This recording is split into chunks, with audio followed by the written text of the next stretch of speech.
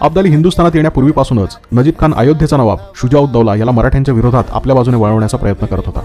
शुजा शियापंथी असल्याने सुन्नी नजीब खानाबद्दल त्याच्या मनात मुळीच प्रेम नव्हते. पण नजीबने त्याला, हे मराठी तुम्हाला संपवतील, तुमच्या राज्यातील हिंदू तीर्थस्थानांवर त्यांचा डोळा आहे, तेव्हा तुम्ही मला मदत करा. कौमसाठी आपण सगळे एकत्र येणे गरजेचे आहे. आपण सर्व मिळून मराठ्यांचा काटा काढून टाकू आणि हे संकट कायमचे दूर करू, अशी बोलणी लावली.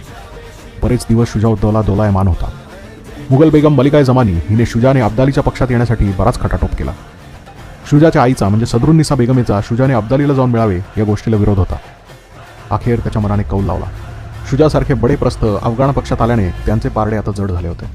हाफिज रहमत खान, दुंदे खान यासारखे पार रोहिले सरदारही आपले सैन्य जमवून अब्दालीचे संख्याबळ वाढवत होते.